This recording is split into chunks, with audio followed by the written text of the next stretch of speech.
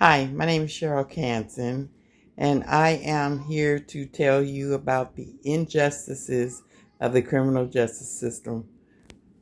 That's a real true story about Lee Quillar, who have been incarcerated for far too long and wrongfully convicted being there in the first place.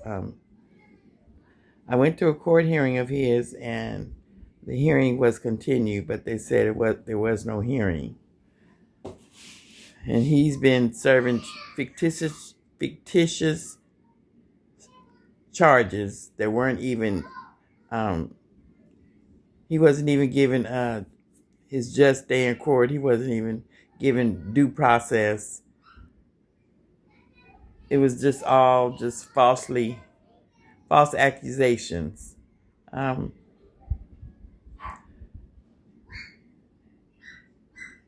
and the judge Danielson was allowing these false charges to go forth without uh, using his authority and his power to correct the hearing and correct the injustice that was happening. And they were all in cahoots. And he never was seen in court. They would have court hearings without his presence and without his knowledge, and it was just all corruption. The same with my son Giovanni Jackson. He was wrongfully convicted, uh, added a gang enhancement, and in the preliminary hearing, no one had heard of him. He had no interaction with any gang expert that was on the stand at the prelim. He has no gang name, no gang moniker. He had not one tattoo when he was arrested. And it was just all false accusations, and he was wrongfully convicted just to lengthen his sentence because he had a 10-year gang enhancement. And it was just terrible. It's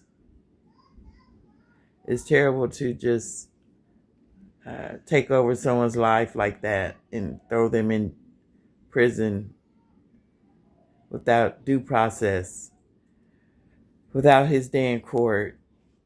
And I went to the business office and was told at the Superior Court downtown, and was told that he had a hearing that he had no knowledge of. He wasn't present.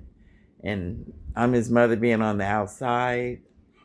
I had no knowledge of it, so none of us was in attendance. And so when I asked for those transcripts of that hearing, no one could find them. So, and Judge Danielson is my son's judge as well. So a lot of corruption is happening in the criminal justice system, just taking people's lives by locking them up, and not allowing them to be represented in the day of court. The most Lee Quillar should have done was 2 years, but I think he done 30. I need to get clarification of that, so I won't be saying nothing that's false. But I know he done way over the amount of time that his charges called for, and nobody corrected it. The DA, the public defender, the judges, they were all in cahoots. They let it go forth.